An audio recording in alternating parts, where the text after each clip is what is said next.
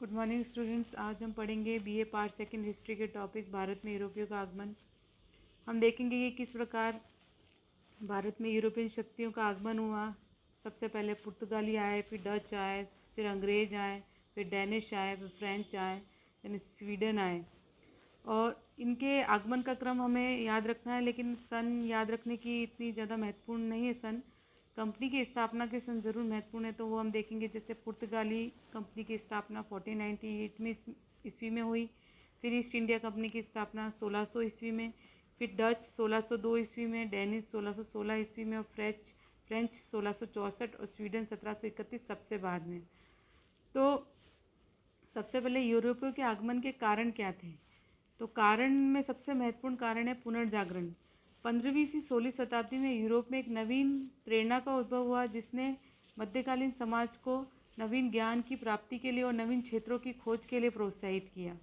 तो यही कारण था कि जो यूरोपीय शक्तियाँ थी वो अन्य दूसरे देशों की खोज के लिए अग्रसर हुई। फिर थी कच्चे माल की आवश्यकता और तैयार माल के लिए नवीन बाजारों की आवश्यकता। कच्चे माल की आवश्यकता क्योंकि उस समय तक यूरोप में औद्योगिक क्रांति हो चुकी थी और बड़ी मात्रा में उत्पादन हो चुका था। तैयार माल को खपाने के लिए बाजार की आवश्यकता थी और नए माल को बनाने के लिए कच्चे माल की आवश्यकता थी। तो दोनों ही आवश्यकताओं ने पूर्व की ओर उनको रुख करने के लिए आकर्षित किया। पूर्व की धन संपदा के आकर्षण की कहानियाँ उन्होंने पहले से ही सुनी हुई थी। जैसे मार्को पोलो, इटली का जो यात्री था, उसने चीन की यात्रा करके पूर्व की धन संपदा के बारे में अपने यात्रा वृत्तांतों में बड़ा ही अच्छा उल्लेख किया हुआ था। तो उन्हें शुरू से ही पूर्व की धन संपदा का आकर्षण रहा था। ईसाई मत के प्रसार की उत्कट इच्छा और पुरातन सामंती व्यवस्था के स्थान पर पूंजीवादी व्यवस्था ने भी उन्हें प्रोत्साहित किया, क्योंकि पूंजीवादी व्यवस्था में राज्य स्वयं अपने राज्य के उद्योग को या अपने राज्य के व्यापार को बढ़ाने के लिए प्रोत्साहित करता है।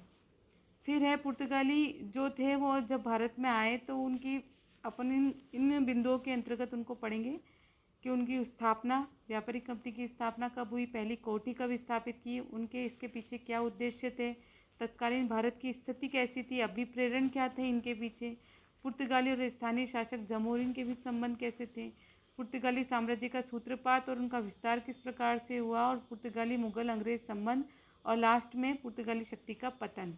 हम देखेंगे 1487 ईस्वी में बार्थोलोमियो डियाज भारत आया था। उसके बाद 1498 ईस्वी में वास्को डी गामा भारत आया और 1498 ईस्वी में पुर्तगाली व्यापारिक कंपनी, ये इंपॉर्टेंट है, एस्तादे द इंडिया की स्थापना हुई। पुर्तगालियों ने अपनी सबसे पहली कोठी 1503 ईस्वी में कोचीन में स्थापित की थी, क्योंकि कोचीन के राजा से इनकी मित्रता हो चुकी थी। अब इनके उद्देश्य क्या थे? पुर्तगालियों के उद्देश्य दो तरह के उद्देश्य मान सकते हैं, व्यापारिक और धार्मिक। एक तो ये हिंद महासागर के क्षेत्र में इनकी बड़ी ही नौसैनिक शक्ति अच्छी थी, तो ये हिंद महासागर के क्षेत्र में अपना व्यापार पर एकाधिकार करना चाहते थे और अरबों को पूर्वी देशों के साथ व्यापार से बेदखल करना ही इनका महत्वपूर्ण उद्देश्य था। और दूसरा था ईसाई मत का प्रचार करना। ये अघोषित उद्देश्य था। घोषित उद्देश्य उनके व्यापारिक ही थे। तत्कालीन भारतीय स्थिति, उत्तर भारत में गुजरात में महमूद बेगड़ा के सुदृढ़ शासन के अतिरिक्त सुदृढ़ कोई एकीकृत प्रशासनिक व्यवस्था का अभाव था। कहीं भी कोई एकीकृत प्रशासनिक व्यवस्था नहीं थी। केवल गुजरात का शासक जो महमूद बेगड़ा है, उसने ही सुदृढ़ शासन दिया था। और इसके अलावा दक्कन में भी बहमनी साम्राज्य का विखंडन हो चुका था और पुर्तगाली नौसैनिक शक्ति, तकनीकी अस्त्र और सांगठनिक एकता की बराबरी तत्कालीन भारतीय शासक नहीं कर सकते थे। अभिप्रेरण, इनके अभिप्रेरण पूर्वी व्यापार पर इटली के एकाधिकार को तोड़ने की इच्छा। प्राचीन काल से ही पूर्वी व्यापार पर इटली के माध्यम से व्यापार होता था और वो इटली के विलासी जीवन से ईर्ष्या करने लग गए थे और वो चाहते थे कि उतनी ही धन संपदा वह भी प्राप्त करे। इसलिए उन्होंने इटली को भी पूर्व से व्यापारिक एकाधिकार तोड़ने के लिए उन्होंने भारत से व्यापार करने की इच्छा को जागृत किया। और राजकुमार हेनरी जैसे शासकों की व्यक्तिगत महत्वाकांक्षा। राजकुमार हेनरी नेविगेटर खुद नवीन भौगोलिक खोजों को प्रोत्साहित करता रहा और उसकी व्यक्तिगत महत्वाकांक्षा के कारण पुर्तगालियों ने भारत को खोज निकाला और भारत में अपने व्यापार स्थापित किया। पुर्तगाली और जमोरिन जो स्थानीय शासक थे, उनके संबंध अच्छे नहीं रहे थे, क्योंकि पहला तो ये था कि पुर्तगाली जो थे अपने नौसैनिक व्यापारिक स्थल थे, उनको, जिनको फितोरिया कहा जाता था, उनको उनको अच्छा मतलब समृद्ध बनाना चाहते थे, उन पर अपना वर्चस्व स्थापित करना चाहते थे, ताकि नौसैनिक शक्ति से सभी को खदेड़ दिया जा सके, सभी जो इनकी प्रतिस्पर्धी शक्तियाँ थी उन सभी को खदेड़ने के लिए। दूसरा, अरबों को हटाने की उनकी सिफारिश थी, जो पुर्तगाली जमोरिन से करते रहते थे, लेकिन जमोरिन ने उनकी बात नहीं मानी थी और इसलिए जमोरिन के विरुद्ध कोचीन के शासक से मित्रता कर उन्होंने मालाबार में दुर्गीकरण करना शुरू कर दिया था। तो ये भी एक उनकी कूटनीति थी। पुर्तगाली साम्राज्य का सूत्रपात और विस्तार। पुर्तगाली साम्राज्य का सूत्रपात 1505 ईस्वी से प्रारंभ होता है, जब पुर्तगाली सम्राट ने भारत में पुर्तगाली प्रशासन के सफल संचालन के लिए गवर्नर नियुक्त करना शुरू कर दिया। सबसे पहला जो गवर्नर था वो था फ्रांसिस्को डी अल्मेडा। इन्होंने ये 1505 से 1509 ईस्वी तक नियुक्त किए गए और इन्होंने नीले पानी की नीति का अनुसरण किया, यानी हिंद महासागर में एकाधिकार स्थापित किया। इन्होंने अपनी नौसेना को इतना समृद्ध बनाया कि अन्य कोई भी शक्ति इनसे सीधा सामना नहीं कर सकती थी। 1509 ईस्वी में इन्होंने चौल की लड़ाई में टर्की, गुजरात और मिस्र की संयुक्त सेना को परास्त करके द्वीप पर भी अधिकार कर लिया। तो ये इनकी महत्वपूर्ण थी। तो ये नीले पानी की नीति इनकी महत्वपूर्ण नीति है, जो आप हमको याद रखनी है। फ्रांसिस्को डी अल्मेडा 1505 से 1509 ईस्वी। उसके बाद विस्तार।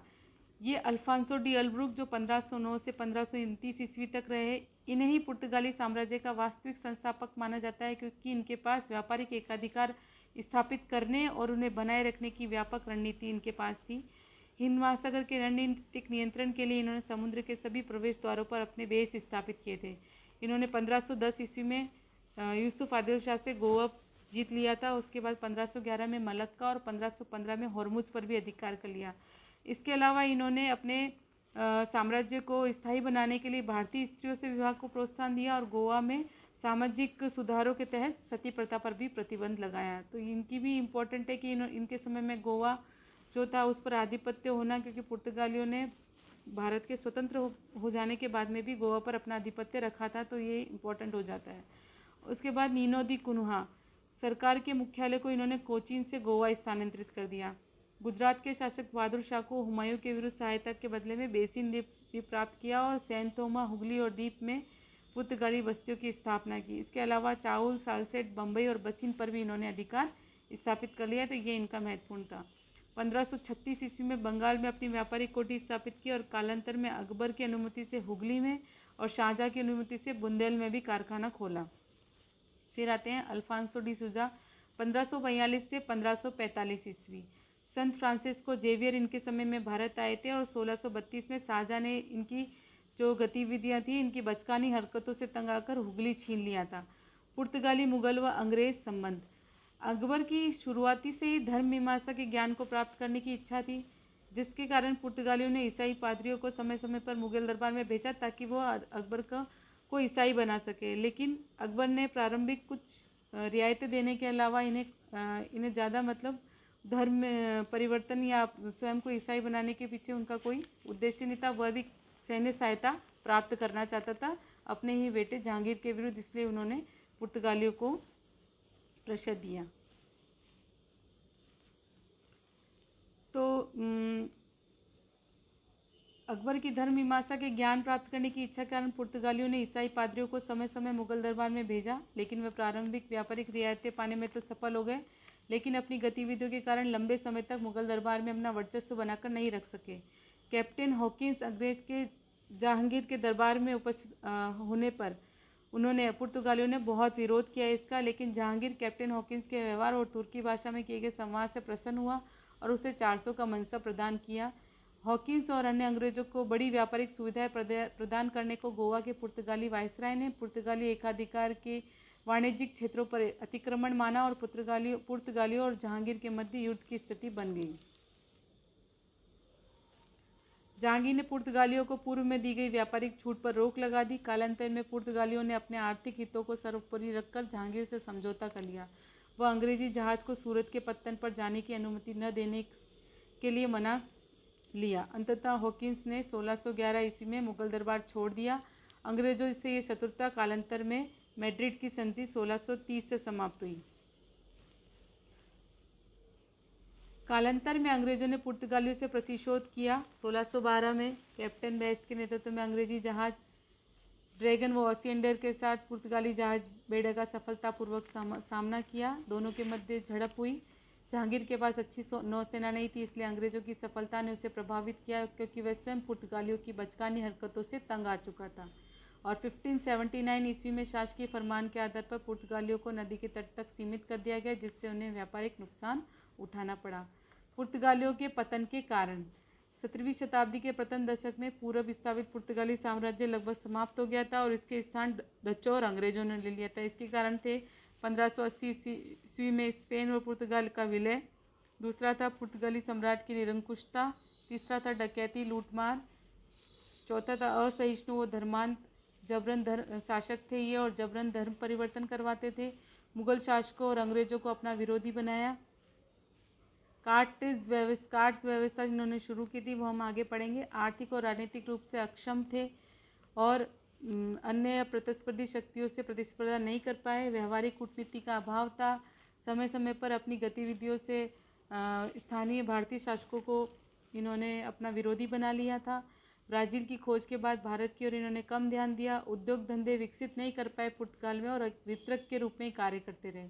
कार्ट्स व्यवस्था की थी एक तरह की लाइसेंसिंग व्यवस्था थी। इस व्यवस्था के तहत भारतीय जहाज़ों के कप्तानों को गोवा के वायसराय से लाइसेंस लेना पड़ता था, जिससे पुर्तगाली भारतीय जहाज़ों पर हमला नहीं करते थे। अन्यथा अगर वो लाइसेंस नहीं लेते थे तो उन जहाज़ों को वो लूट लेते थे। इसका कारण क्या था कि मुगल शासकों द्वारा मजबूत नौसेना तैयार नहीं करना और सुदूर दक्षिण में अप्रत्यक्ष नियंत्रण पुर्तगाली नौसैनिक शक्ति की वृद्धि के कारण थे। Thank you. आगे हम अंग्रेज़ों डचों के बारे में आगे वाले टॉपिक में, आगे वाले वीडियोज़ में पढ़ेंगे।